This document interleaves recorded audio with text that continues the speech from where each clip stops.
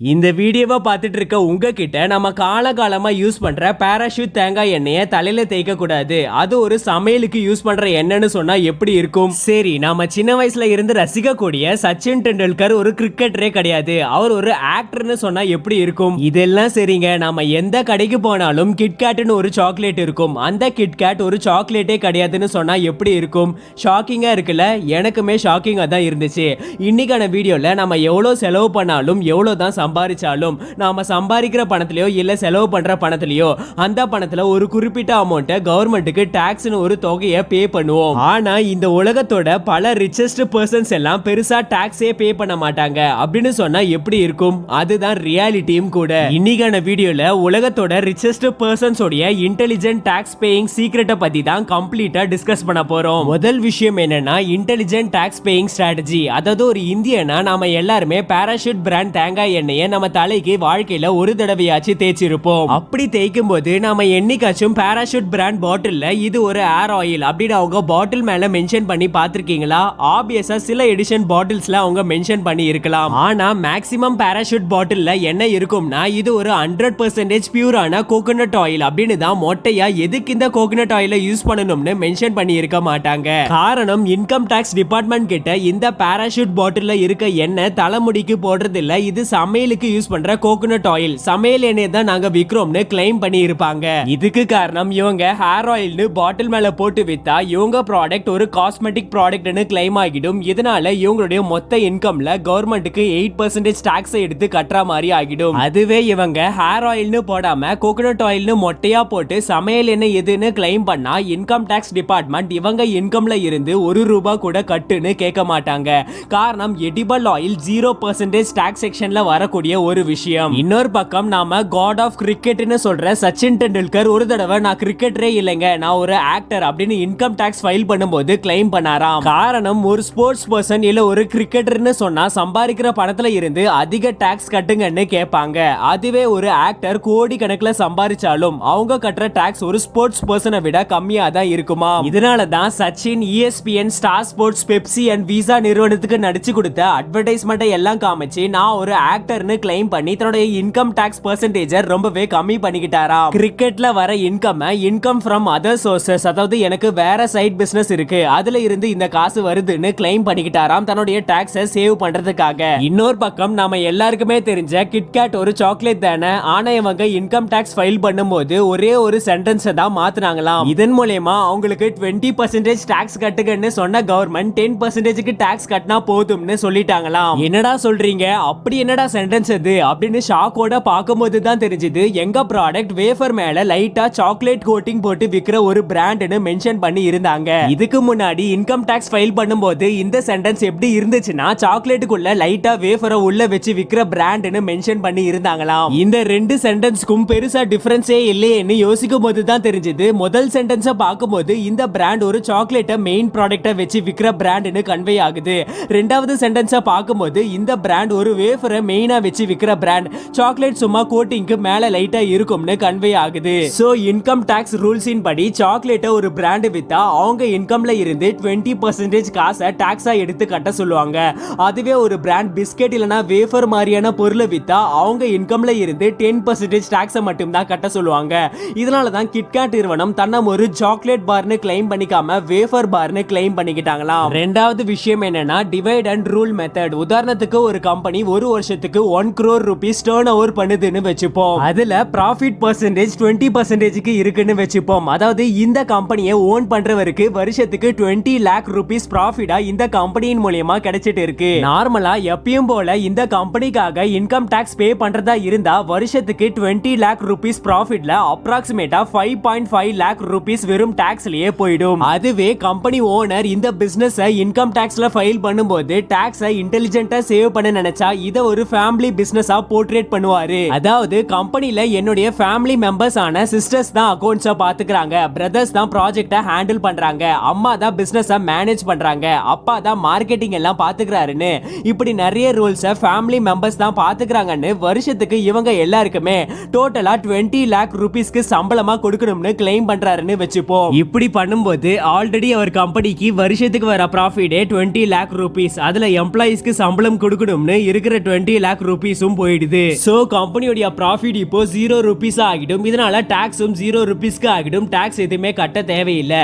ஆனா எம்ப்ளாயிஸ் நீங்க யாரை கிளைம் பண்றாங்கன்னா கம்பெனி ஓனருடைய ஃபேமிலி மெம்பர்ஸ் தான். சோ ப்ராஃபிட் காசு சம்பளமா வெளிய எங்கேயுமே போல ஃபேமிலிக்குள்ளவே தான் இருக்கு. இதன் மூலமா இந்த கம்பெனி ஒரு ஃபேமிலி பிசினஸ்னு இன்கம் டாக்ஸ்ல கிளைம் பண்ணதுனால வருஷத்துக்கு 5.5 லாக் ரூபீஸ் டாக்ஸ்ல இருந்து சேவ் பண்றாங்கன்னே சொல்லலாம். கவர்மெண்ட் உடைய ரூல்ஸ் படி செக்ஷன் 80C 80DD டிடக்ஷனை யூஸ் பண்ணி நாம ஒரு பிசினஸ் ஓன் பண்ணிட்டு இருந்தா இந்த டிவைட் அண்ட் ரூல் மெத்தடை யூஸ் பண்ணி ஃபேமிலி மெம்பர்ஸை கணக்கு காமிச்சு நாமளும் நம்ம டாக்ஸை எல்லாம் சேவ் பண்ணலாம்.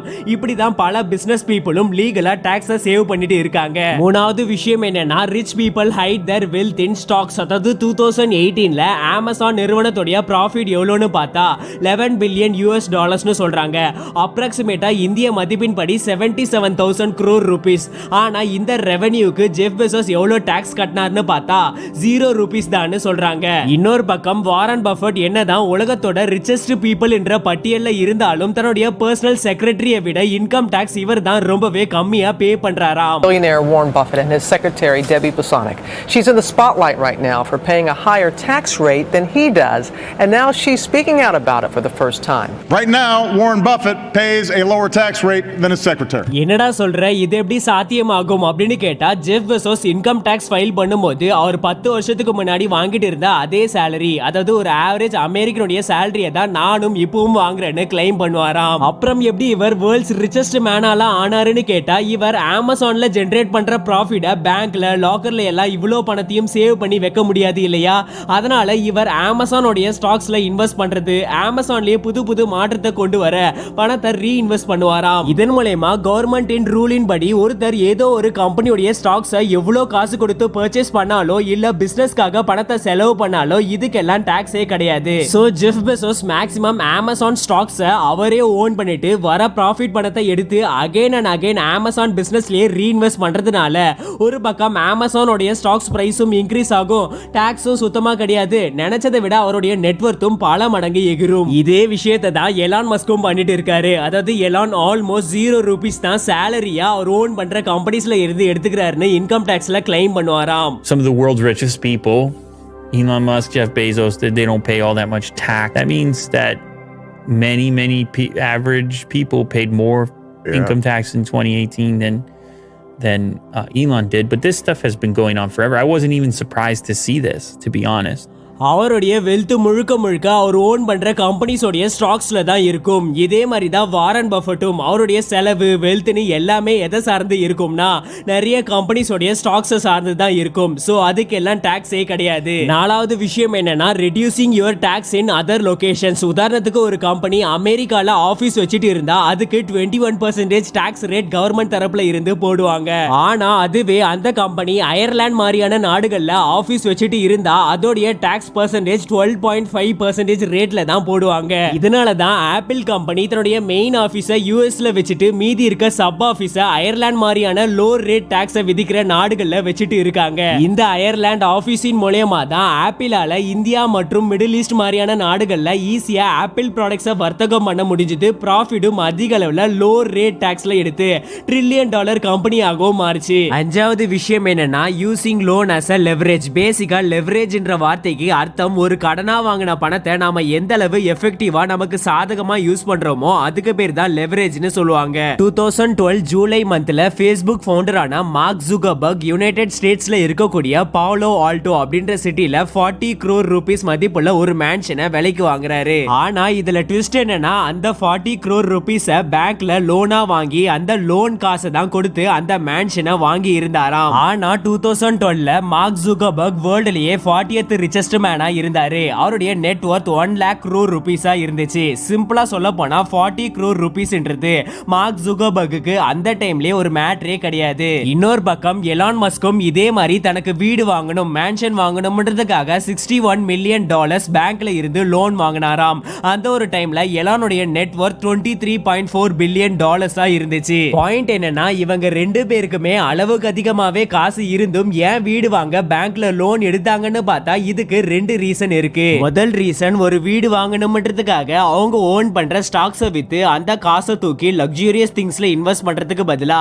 அவங்க ஓன் பண்ற கம்பெனி ஸ்டாக்ஸ் எல்லாம் அவங்க கையிலேயே இருந்தா நாட்கள் போக போக அந்த ஸ்டாக்ஸ் எல்லாமே இவங்க ரீஇன்வெஸ்ட் பிசினஸ் டெவலப்மெண்ட்னு பண்ண ஸ்டாக்ஸ் உடைய மதிப்பெல்லாம் அதிகமா தான் ஆகிட்டே இருக்கும். ரெண்டாவது ரீசன் பேங்க்ல லோன் வாங்கும்போது கண்டிப்பா அதுக்கு வட்டி எல்லாம் போடுவாங்க. ஆனா பேங்க்ல போடுற வட்டி ரொம்பவே கம்மியா இருக்கும். அதாவது லோ இன்ட்ரெஸ்ட் ரேட்னு சொல்லுவாங்க. சோ அவங்க ஓன் பண்ற கம்பெனி ஸ்டாக்ஸை விக்கிறதுன்றது ஒரு முட்டாள்தனம்னு நினைப்பாங்க. இது ஏன்னா பேங்கோடைய இன்ட்ரெஸ்ட் ரேட்டை கூட பே பண்ணிக்கலாம். இன்கேஸ் அவங்க ஓன் பண்ற கம்பெனி ஸ்டாக்ஸை வித்துட்டு கொஞ்ச நாட்கள்லயே அந்த கம்பெனியோட ஸ்டாக்ஸ் எல்லாம் திடீர்னு growth ஆச்சுன்னா இதுதான் அவங்களுக்கு மிகப்பெரிய லாஸ்னு நினைப்பாங்க. சிம்பிளா ஸ்டாக்ஸ் கையில இருந்து கம்பெனி growth ஆச்சுன்னா பேங்க்ல போடுற வட்டியை பே பண்றதெல்லாம் ஒரு மேட்டராவே தெரியாது. அதை பே பண்ண அவங்களுக்கு கெபாசிட்டியும் இருக்கும். ஆறாவது விஷயம் என்னன்னா மேனேஜிங் யுவர் எக்ஸ்பென்ஸ் இன்டெலிஜென்ட்லி. பேசிக்கா ஒரு salaried பர்சன் தனக்கு வரக்கூடிய சம்பள பணத்துல வெக்கேஷன் போறது, கார்ல ஜாலியா ட்ரிப் போறது, ஷாப்பிங் பண்றது, வீட்டு வாடகைன்னு அவங்களுக்கே தெரியாம பல இடத்துல டாக்ஸ் பே பண்ணிட்டு தான் இருக்காங்க. ஆனா நாம ஒரு சிம்பிள் லாஜிக்கா புரிஞ்சுக்கிட்டாலே பல இடத்துல டாக்ஸை ஈஸியா சேவ் பண்ண முடியும். உதாரணத்துக்கு ஒரு கம்பெனி வருஷத்துக்கு 1 crore rupees டர்ன் ஓவர் பண்ணுது. அதுல கம்பெனிக்கு 40% ப்ராஃபிட் கிடைக்குது. அதாவது வருஷத்துக்கு 40 lakh rupees ப்ராஃபிட்டா கிடைக்குதுன்னு வச்சுப்போம். ஆப்வியஸா ஒரு பிசினஸ் பண்றதா இருந்தா பிசினஸ் நடத்த ஒரு இடம் வேணும், அதுக்கு ரெண்ட் கொடுப்போம், ரூம் ஃபுல்லா ஏசி போட்டுப்போம், பிசினஸ்க்காக பல விஷயத்துக்காக லோக்கலா அங்க எங்கன்னு போயிட்டு வர பெட்ரோல் செலவெல்லாம் ஆகும். இதெல்லாம் போக ஒரு கட்டத்துல பிசினஸை இம்ப்ரூவ் பண்ணணும்னு ஃபாரினுக்கு பிசினஸ் கிளாஸ் ஃபிளைட் டிக்கெட் கூட எடுத்து போகலாம். நான் இப்ப சொன்ன அத்தனை எக்ஸ்பென்சஸ், அதாவது எல்லா செலவுகளுமே பிசினஸ் சார்ந்து தான், பிசினஸ் இம்ப்ரூவ் பண்றதுக்காக தான் பண்றாங்க.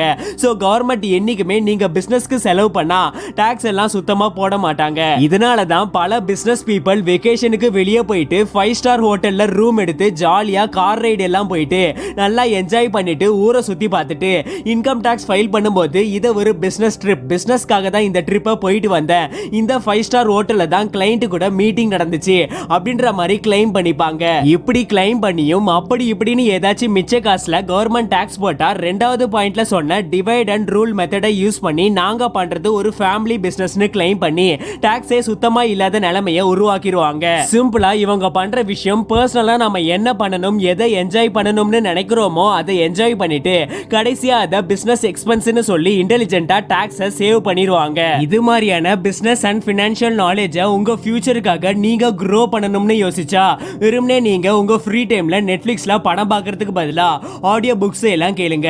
அமேசான் ஆடிபிளுடைய 30 days ஃப்ரீ ட்ரையல் லிங்கை டெஸ்கிரிப்ஷன்ல கொடுத்துருக்கேன். மறக்காம லாகின் பண்ணி உங்களுக்காக உங்களுக்குள்ளவே ஒரு இன்வெஸ்ட்மெண்ட்டை கொடுக்க பாருங்க அப்படின்னு சொல்லி நான் இந்த வீடியோவை முடிச்சுக்கிறேன்.